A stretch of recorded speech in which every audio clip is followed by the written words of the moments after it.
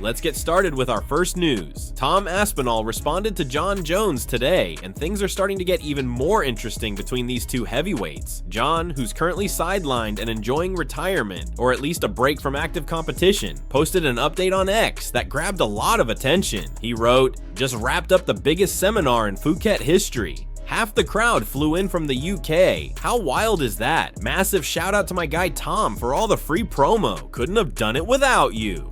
Seriously though, I'm beyond grateful for this brand new UK following. You guys showed up with so much love and energy, and I felt every bit of it. Let's keep this momentum going. Make sure to sign that petition today. We're pushing 200K. How exciting. Now, let's break that down for a second. Jon Jones just hosted a seminar in Phuket, and it wasn't just any seminar. It was reportedly the biggest one in the region's history. The fact that half the attendees came all the way from the UK is impressive on its own, but Jon clearly credits Tom for that level of exposure. He calls out Tom by name, even thanking him for the so-called free promotion. It's a mixture of sarcasm and appreciation, typical of Jon's social media style. And then he talks about momentum, about keeping it going, about signing a petition. That petition, by the way, isn't something small. It's been rapidly gaining traction. At the time of Jon's post, the petition had already passed 169,000 signatures. That's a huge number, especially for a niche MMA related cause. It shows how invested fans are in this storyline and how much influence these fighters have outside the octagon. Now, in response, Tom didn't hold back either. He kept it short, but his words carried weight. He replied, "My pleasure, Jon.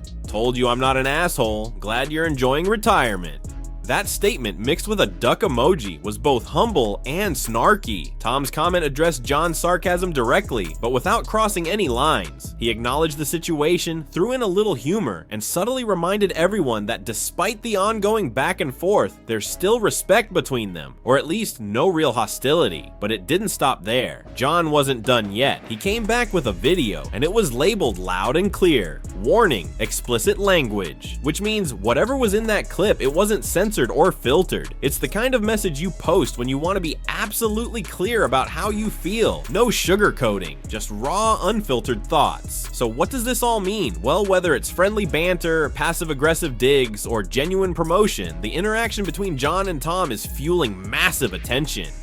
Fans are watching closely, the petition's growing, the hype is real. Moving on to the second news. Michael Chandler recently opened up about his TKO loss to Paddy Pimblett in a revealing interview with MMA Junkie. The always honest Chandler didn't shy away from admitting what went wrong and how it all played out inside the octagon. He began by saying, "I feel like I couldn't get my rhythm, I couldn't get my range. Obviously Paddy's long, Paddy fights long, he fights with his chin way up in the AR and he's pretty far away from you. He throws a lot of kicks to keep the distance."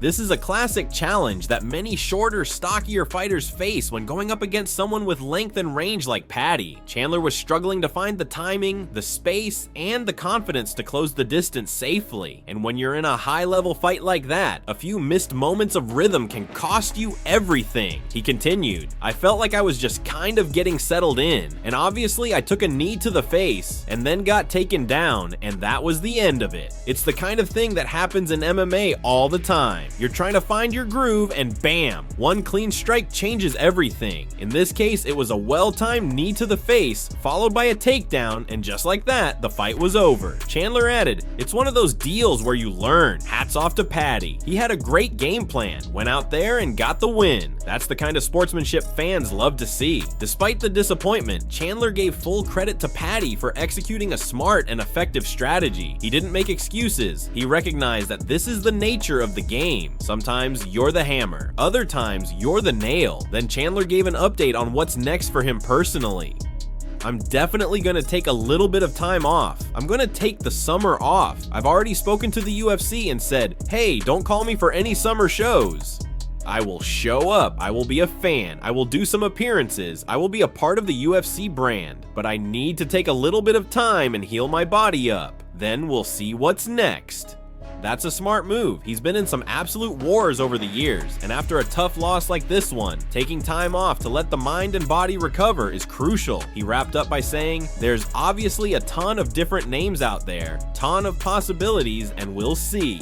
So while this chapter didn't go his way, Chandler isn't done yet. The road ahead is still wide open, and with his mindset, don't be surprised if he comes back stronger than ever. Now, to another news, Israel Adesanya recently shared his thoughts on Alex Pereira and his potential rematch with Magomed Ankalaev, and Izzy made it clear that he believes Pereira can absolutely get the job done the second time around. Speaking on his YouTube channel, Adesanya said, "I'm so proud of the guy. What he's done, it's like I created a monster." That line alone says a lot. The respect between these two former rivals has clearly evolved into mutual admiration. Adesanya and Pereira shared one of the most intense rivalries in recent UFC history, both in kickboxing and MMA. And now, Adesanya is cheering Pereira on as he continues to climb the ranks in a second weight class. Izzy continued, "He showed why he is who he is across two weight classes. And he's not wrong. Pereira's rise has been nothing short of incredible. From knocking out top contenders in middleweight to becoming champion in light heavyweight, he's shown that his power and precision translate to any division. His performance against Ankalaev was tough, no doubt, but Adesanya believes there's more to come." Izzy added, "I can't wait to see the next fight with him and Ankalaev again. I think it'll be another hard one, but I think he can get it done because it wasn't a complete washout for that fight." And that's a key point. The fight between Pereira and Ankalaev was competitive. It wasn't a one-sided domination. It was a tactical battle, and Pereira held his own against a tough and gritty opponent like Ankalaev, who's known for his wrestling and durability. The idea of a rematch is exciting because fans know both men will bring even more intensity to the cage next time around. Adesanya finished his thoughts by saying, "He's exponentially getting better as well. That might be the most dangerous part about Pereira. He's not just a heavy-handed striker anymore. He's evolving. His takedown defense is improving, his footwork is sharper, and he's learning how to handle elite grapplers and wrestlers, something that was seen as a weakness earlier in his career. And when a guy with his power starts rounding out the rest of his game, it becomes a nightmare for anyone in the division. So whether or not that rematch gets booked soon, one thing is certain, Israel Adesanya sees greatness in Alex Pereira, and coming from a former champion and rival, that's a huge compliment. The storyline between Pereira and Ankalaev is far from over. If they meet again inside the octagon, fans can expect fireworks, and Adesanya believes this time Pereira walks out with his hand raised once again. Moving on again, Jon Jones has sparked a fresh wave of speculation and frustration after addressing questions about a potential fight with Tom Aspinall, but this time he's claiming there's a legal reason why he can't discuss it. During a recent interaction with fans on social media, one person asked Jones directly, "When are you fighting Tom?"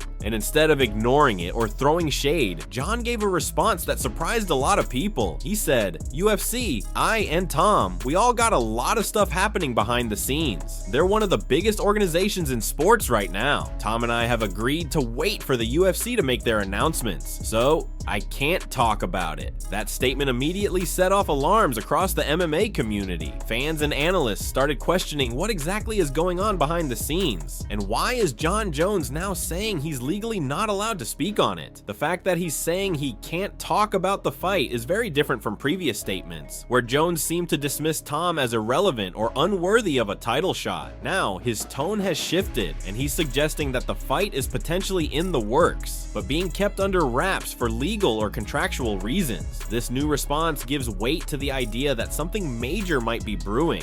Maybe a unification bout, maybe a co-main event under a bigger card, or maybe something even more strategic, like holding the fight for a blockbuster card later in the year. It also hints that Tom Aspinall and Jon Jones may have already had conversations or negotiations, and that the UFC is playing a tight game with how and when they choose to announce it. And let's not forget, Tom Aspinall has already said publicly that he's waiting and ready for the fight. He even responded to Jones's recent jabs with humor and class, reminding fans that he's not here to trash talk, but to prove himself as the real champion. Now with Jones going quiet under legal instructions, it's clear that this situation is more complicated than it looks on the surface. Whether it's about contract details, timing, or UFC's promotional strategy, something is happening. The silence, the cryptic responses, and the sudden shift shift in tone from Jones. It all points to a possible announcement on the horizon. Until then, fans are left waiting and watching, because if the UFC is really cooking up a Tom Aspinall versus Jon Jones showdown behind closed doors, it could be one of the biggest heavyweight fights in recent memory. Now let's talk about some heat in the lightweight division. Things are getting tense between Ilia Topuria and Tsarukyan, and what makes this even crazier, they haven't even signed a contract to fight yet. Despite both fighters being born in Georgia, there is clearly no love lost between them. The tension is rising fast, and it's turning into one of the spiciest potential rivalries in the division. It all started after Ilia Topuria, known as El Matador, moved up to lightweight after capturing the featherweight belt. With the move, many fans began speculating about future matchups, and one of the first names that came up was Tsarukyan. Stylistically, it's a banger of a matchup. Two fast, explosive, highly skilled fighters. But when Ilia was asked about Arman in an interview with Luis Cardoso, he didn't hold back. He dismissed the idea outright, saying, "Arman needs to develop a little more." Instead of hyping up that potential showdown, Ilia mentioned veterans like Charles Oliveira and Dustin Poirier as more worthy opponents. And that statement didn't just ruffle feathers, it lit a fire. Just yesterday, after securing a rear naked choke submission over Patrick Pitbull in a grappling event, Arman responded. He was asked about the comments from Ilia,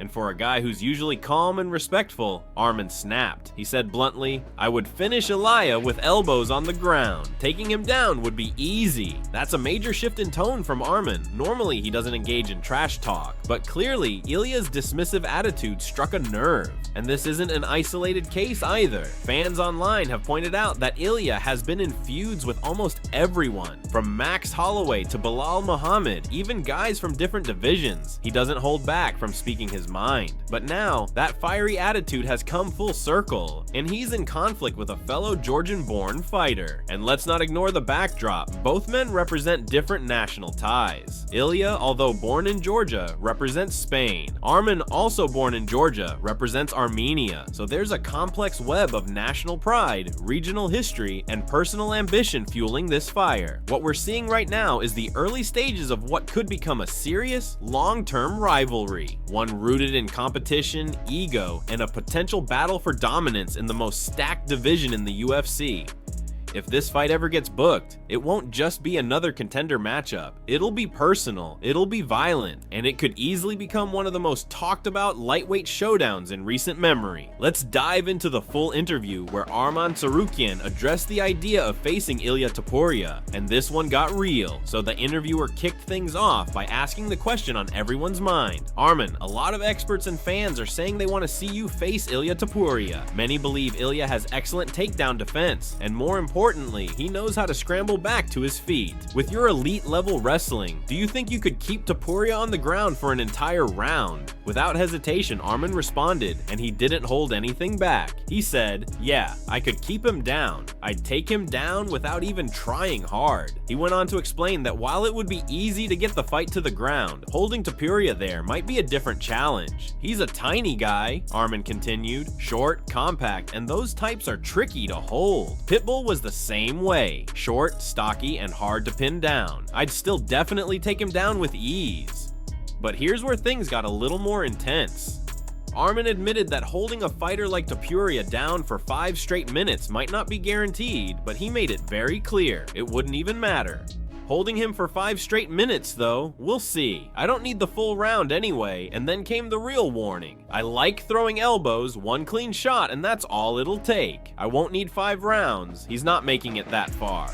Bold words, especially when you consider Ilia's current momentum as the undefeated featherweight champion who just moved up to lightweight. But Arman's confidence didn't come out of nowhere. He just submitted Patrick Pitbull in a grappling match, looked completely dominant, and is already being talked about as a potential title challenger. What makes this even more interesting is how tactical Arman is. He's not some loudmouth hyping up drama for views. This is a guy who picks his words carefully, and when he says, "I won't need 5 rounds," that carries carries weight. He's essentially saying, give me one opening and I'll end it. So let's break it down. Arman respects the explosiveness and build of a fighter like Ilia, especially in the context of takedown defense and scrambling. But when it comes to finishing ability, Arman believes that once he gets Topuria down and lands just one clean elbow, it's over. This matchup, if it happens, is shaping up to be a battle between elite wrestling and raw striking power, between calculated pressure and explosive defense. But based on this interview, one thing's clear. Arman isn't planning on letting it go to the scorecards. He's aiming to finish, and finish early. Now on to another major headline. Dricus Du Plessis has officially sent a warning to Khamzat Chimaev ahead of their highly anticipated showdown at UFC 319. As we get closer to August 16th, the consensus among fans and analysts is that Dricus will have a very difficult time leaving Chicago with the middleweight title still wrapped around his waist. The odds are stacked against him, and the betting lines already showed Dricus as the underdog. That's largely because Khamzat Chimaev remains undefeated and has steamrolled most of the competition he's faced so far in his UFC career. From dominating grappling exchanges to explosive knockouts, Khamzat has built a reputation as a nearly unstoppable force inside the octagon. But DDP isn't backing down. In a bold message directed at Chimaev, Du Plessis said, "You have no idea what I'm willing to do to be the greatest, but soon you'll find out." That's a clear signal that the champ is coming into this fight with intensity, preparation, and a chip on his shoulder. And interestingly, not everyone is counting him out. Former champion Sean Strickland, speaking with Helen Ye, shared that if Dricus can successfully counter wrestle, he believes Dricus wins hands down. Strickland added, "I sparred the Chechens. Hands down, I think Dricus wins."